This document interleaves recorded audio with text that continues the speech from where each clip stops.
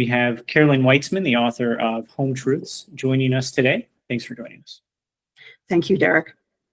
All right, and we don't have too much time, so I'll just get straight into the questions. So I asked this question of the last housing author we had a Q&A with, and I'll ask this to you because I want to see kind of how it contrasts. What would you say, if you could only choose one, is the single most important lever or policy to help fix the Canadian housing crisis? Long-term low-rate financing.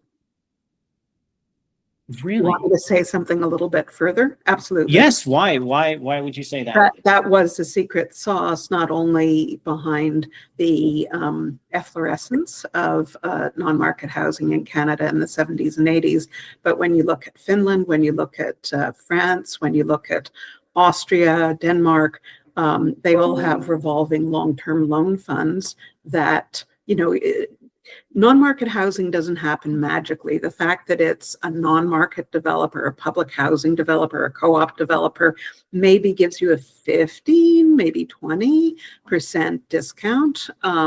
The difference between what it costs to develop and what people can afford to pay has to be made up either by grants or by long-term low-rate financing. Most countries have realize that low-rate financing is the way to go. I was just reading today about New York's revolving fund, so I'm very pushing quite hard right now for revolving loans. And after all, the big programs in the National Housing Strategy were around finance. They just had terrible affordability criteria, and also they weren't necessarily enough of a discount to make a difference. So they weren't asking mostly private developers to provide genuinely affordable housing, and the finance mechanisms weren't there to provide affordable housing. But that's it. Jeez. All right. Well, we didn't get a chance to talk about this on Monday, and I had never heard of it before reading this book, and I was a really big fan of it. So could you talk a bit about progressive property taxes, what they are, and how you think they could help the situation? Yeah, well, I don't want to take anything away from the very fervent Georgists who are there talking about land value tax, but income tax is progressive. You pay a higher rate the richer you are. Similarly, in BC, for instance, there's a surcharge on homes over $5 million. So having higher property tax rates for, say, twice as much as average, which would be 2 million, 5 million, and 10 million. There's enough houses out there, certainly in Toronto and Vancouver, that are worth 10 million. That could make a huge difference in terms of the municipal tax base. But the Star has actually had a couple of the Toronto Star has had some really good features of just how horrible the privatized assessment system. It was privatized by Harris in 2002. Unfortunately, the Liberal government didn't change that arrangement. Assessments haven't changed since 2016. They are, at least in Toronto, very inaccurate related to the value of a home. Generally, people living in apartments pay higher rates of property tax than homeowners, which is quite regressive, but homeowners see the property tax bill and the landlord sees the property tax bill and adds it on to rent, so it's kind of hidden. So there's so much wrong with the assessment system right now. But, property taxes have a lot of advantages and they could be used much more fairly. Yeah, so we've seen a lot of, I don't want to say hate, but dislike for progressive taxes recently, things like carbon pricing, things like the potential capital gains tax. How likely is it that we eventually see something like a progressive property tax or even a land value tax?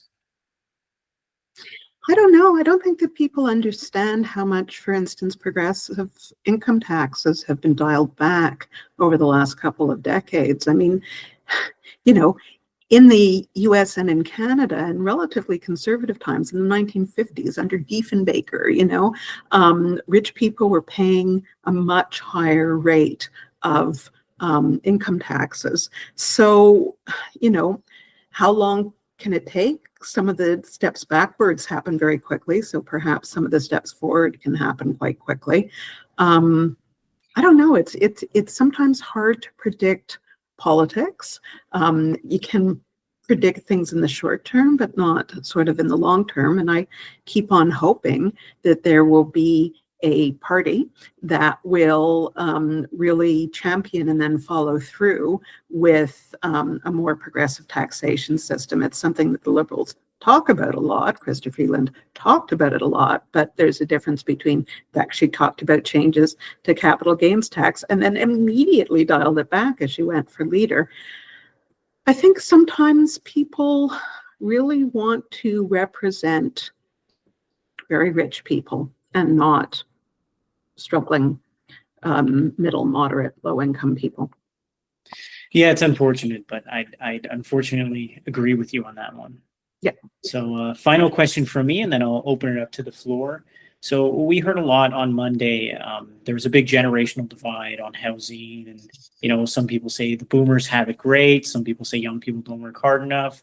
But I think one thing we can agree on is the system is not working well as is. But we hear a lot about how house prices have to go down, how we need to fix this. But the majority of Canadians are homeowners. How can we lower prices while keeping the majority of Canadians happy and making sure they still have what they need? Yeah, so I don't think that house prices could go down to the extent that they need to go down to enable moderate and middle income affordability without causing a huge shock to the system. So I think a number of things, I think trying to keep house prices steady for a while would be a worthwhile goal. And at the same time, trying to create, for instance, more seniors housing options that came up in the discussion, more secure rental options for people who are at least temporarily blocked out of home ownership.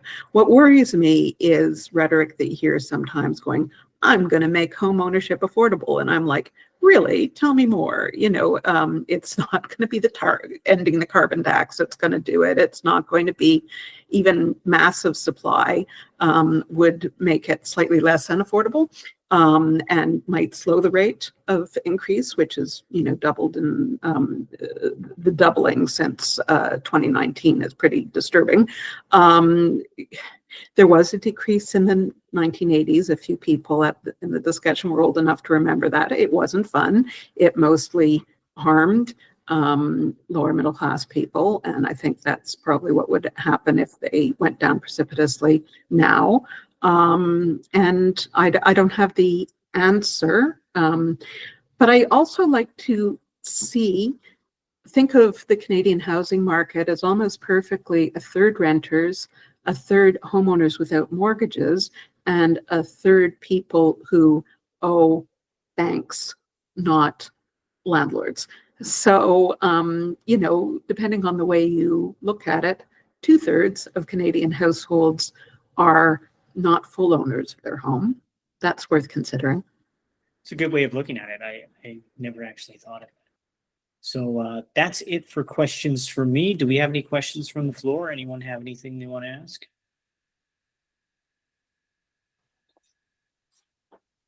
I can go if no Yeah, one Cassandra, wants go to ahead. jump in. So I know that we're looking at, a change of government at the federal level, most likely, and a continuing in Ontario, conservative government at the provincial level. And in your book, you stressed a lot of the importance of funding from those two levels of government.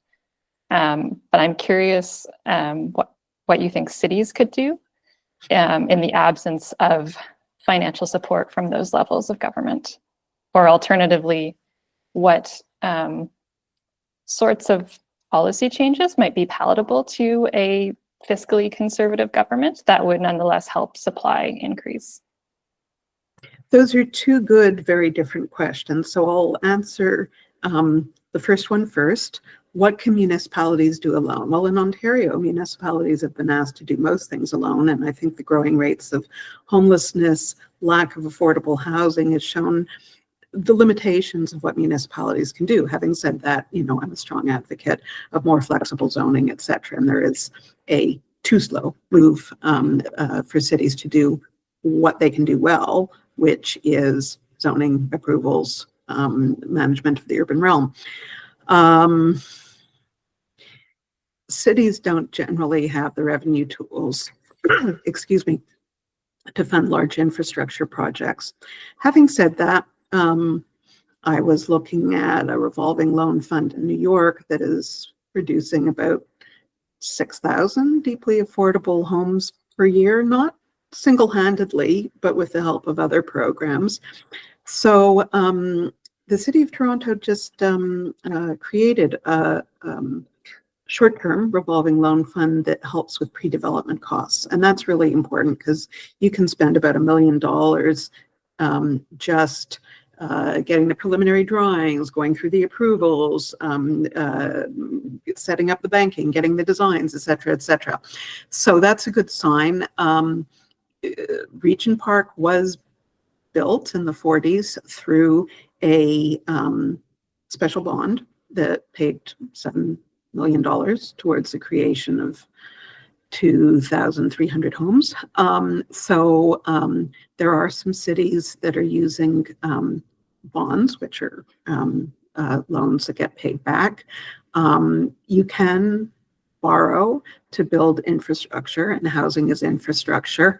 As a municipality in Canada, you can't borrow to pay operating expenses. So you could borrow to pay a train line, but you can't borrow to keep the trains running. That's the sort of truism. So there's municipalities could provide more funding. I don't think they could be the primary funders of the necessary quantum of housing. Absolutely.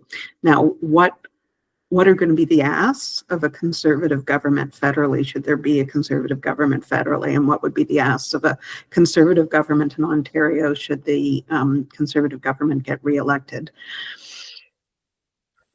I think there's an increasing sense of horror about the state of homelessness, particularly in encampments right now, and street homelessness. And that's due, as far as I'm concerned, 95% to the inadequacy of the emergency shelter response, which is expensive and really, really inadequate to the needs of people who are homeless.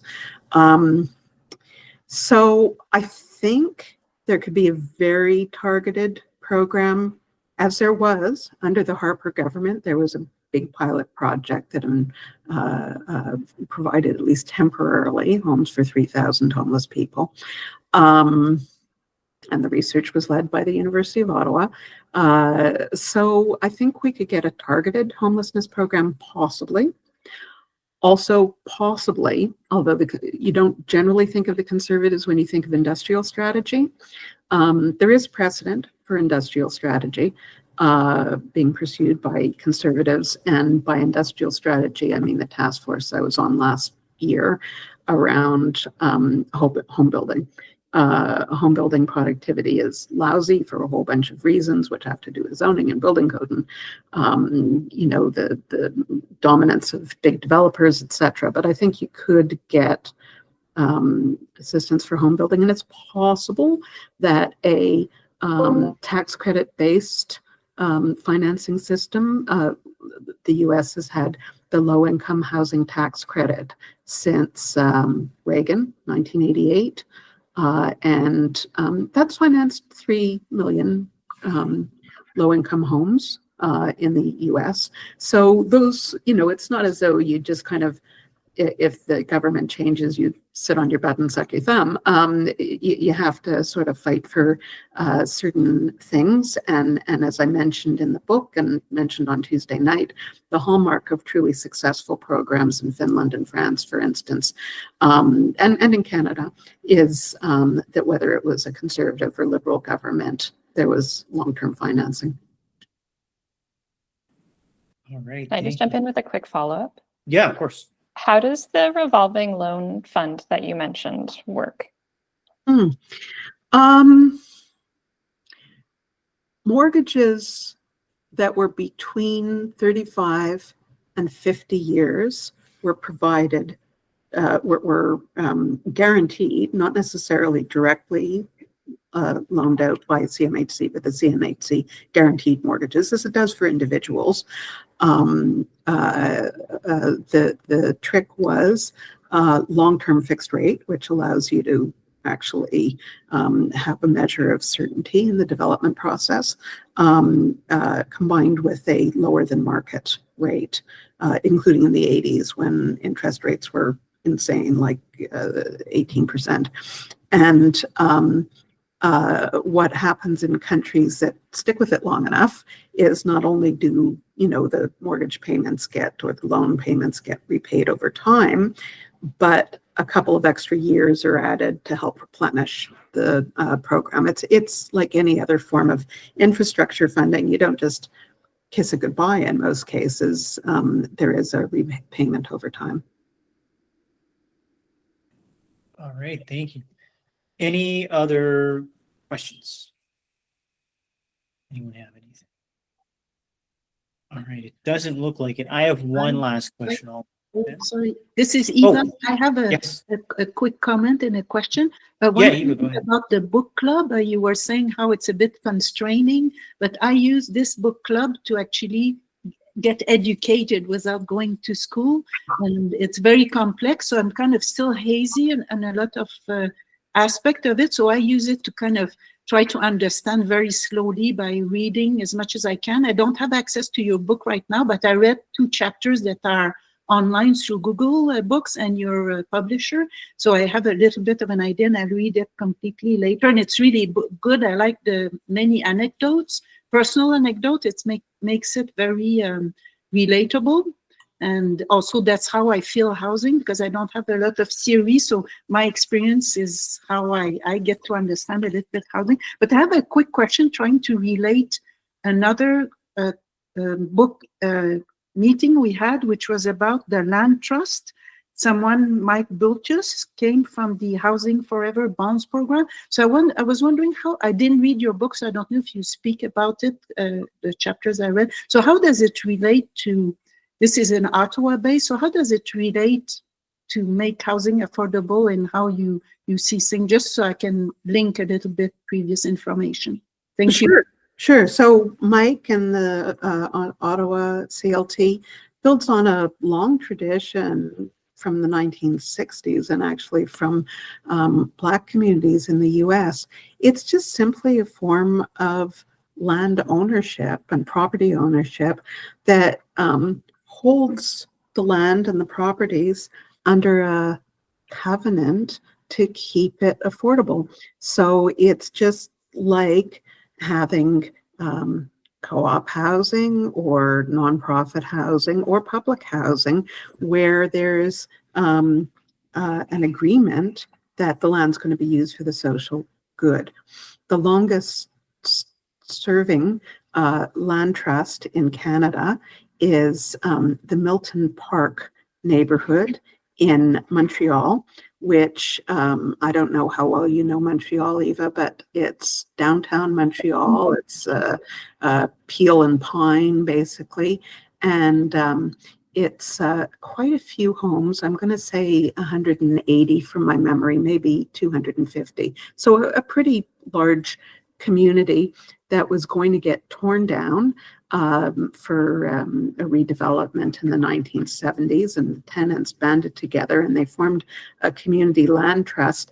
And what that means is they were able to get funding, long-term financing, like I was talking about, from the CMHC to purchase the homes. The developer eventually kind of went bankrupt, so didn't want to buy those homes. They had been for sale because of part of the creating a bunch of homes that could be torn down. They're 19th century homes.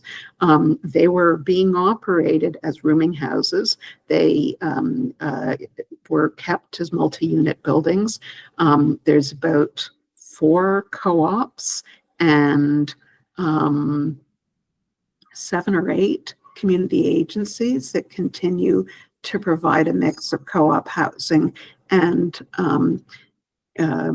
supportive housing, really, in Milton Park. And the land trust is just a bundling together of all of those nonprofit organizations that holds the lease on the land. So when the CMHC is dealing with it, it doesn't have to deal with a dozen different organizations. It deals with one organization called the Milton Park, I don't know what it's called, the Milton Park Community, or the Milton Park Community Land Trust. So that's, I do talk about it in the book. It is promising. I just found out this week that I got a grant to look at expanding that model through Canada. There's a land trust in BC that has over 2,000 homes. Planchet in Quebec is sort of, it's a bundling of a bunch of different land trusts. It's really complicated, but it says it can raise $5 billion. So when you agglomerate all those assets, it actually gets quite a bit of money to expand. Although I have to say, Milton Park's talked a lot about building new housing and hasn't since the 80s. It's kept the housing awfully cheap, though. Thank you very much. Thank you. You're welcome. All right, one last question for me. So what would you say is the biggest misconception you hear about housing? What's something that, people say, or that you hear, or that you want to correct about housing in Canada? Well, I think I said earlier, I mean, there's a general desire to magic bullet it. There's a like modular is going to solve it all, or no carbon tax is going to solve it all, or zoning is going to solve it all, and those are all sort of, well, not the carbon tax, but, that is, it has a relative maybe 1%.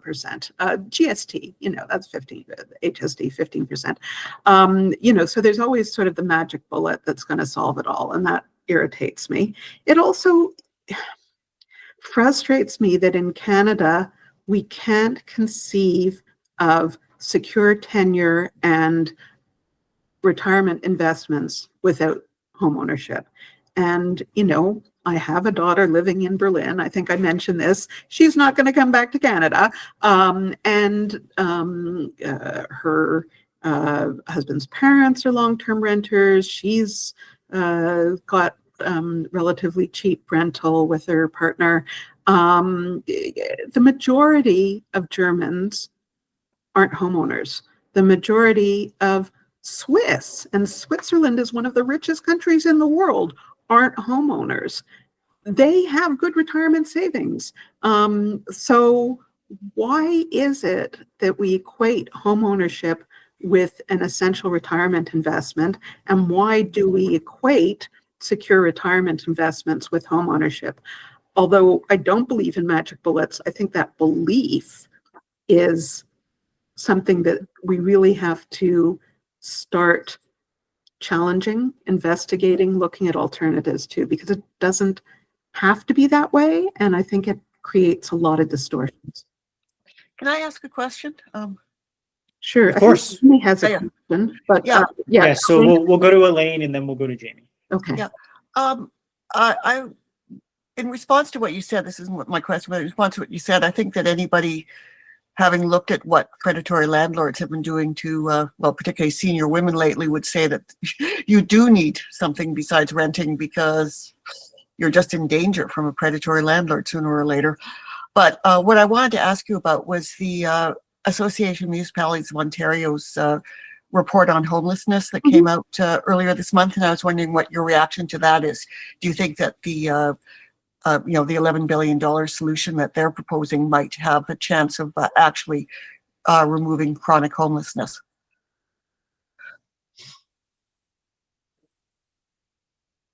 I think the report from the AMO has, for the first time, some really accurate numbers. So I want to be optimistic about that, because I don't think you can solve the problem before you count the problem.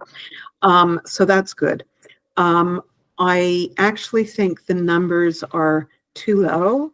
in terms of new supportive housing, both in terms of only asking for 10,000 supportive homes over a decade, and also in terms of the costing per supportive home, which ranges between 100,000 and 250, when the supportive housing providers I know are looking at least $300,000 to $400,000 per unit. And indeed, it would be virtually impossible to have, those are for, bachelor 1-bedroom units.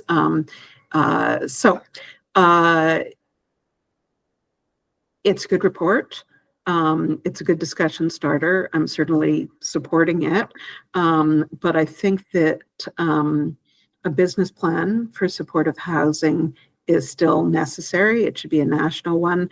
And I'm very heartened to see that the Canadian Housing and Renewal Association, which is a national organization for nonprofit housing providers, is putting together a supportive housing caucus.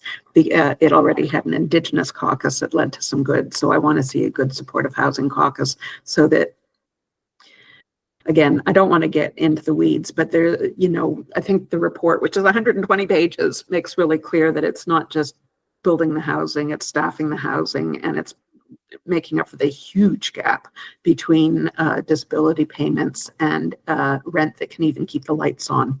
And until we do something about welfare, it's going to be really hard to do anything about, well, I shouldn't say that. You can pay money in a housing subsidy, or you can pay people a decent living income. And since the 90s, it's been a recipe for homelessness, the amount that people get in social assistance. And Elaine, all I can say about predatory landlords is we got to deal with predatory landlords as a problem, because, as you say, at the moment, security of tenure is a myth. Tenant security is a complete myth for a whole bunch of reasons. So we have what those countries that I was talking about have in common is they have a much better set of guarantees of tenants' rights than we do in Canada. Tenants are treated as second-class citizens in Canada. I'm not going to disagree. Now, Jamie's question. I just had a comment before you get to that question. Sure. I was reading your book when the AMO report came out on 80,000 homeless people, and the stat you had, Japan as a country of 123 million having 4,000 homeless people, that blew my mind. Yeah. And then, Finland has fewer than 200 people under Canadian definitions of homelessness on the street or in an emergency shelter. So it's unnecessary. All of the death and horrific living conditions are completely unnecessary in a rich country. It just makes me very angry. Yeah. So any ideas on how we can pay for needed infrastructure if we cut development charges? Well, development charges are a relatively new idea. They sprung up in the 70s. They were for quick growing suburban municipalities that were seeing, 40% growth rates and simply didn't have the money to pay for infrastructure. They've become a crutch. They've become an excuse for not raising property taxes. And also the federal and provincial governments have been downloading costs onto municipalities with no mechanism to pay. So, let's use Finland again. Finland provides a lot of infrastructure. Finnish municipalities, they get a proportion of income tax, and they get really, really, really big transfer payments from the national government. So municipalities have been put in an impossible situation, plus they've been very naughty. I would like to see development charges in built-up areas dropped, full stop. I would like to see development charges in areas that aren't within the growth boundary go up considerably, to reflect the real cost of putting in new highways and putting in new schools and putting in new hospitals and putting in new transit lines and. But in places that have hospitals and schools, etc., no, I don't believe that taxing newcomers for the privilege of using that infrastructure is a very fair idea. And what are the cost barrier? Yeah, so I would like to see, I sat down with some federal land this week. In Ottawa, you do not need to expand the growth boundary. You really, really don't. It's incredibly low density. As you've probably seen this illustration, Canada's 5 other biggest cities can fit in the boundaries of Ottawa. Come on, so, and that's, anyhow.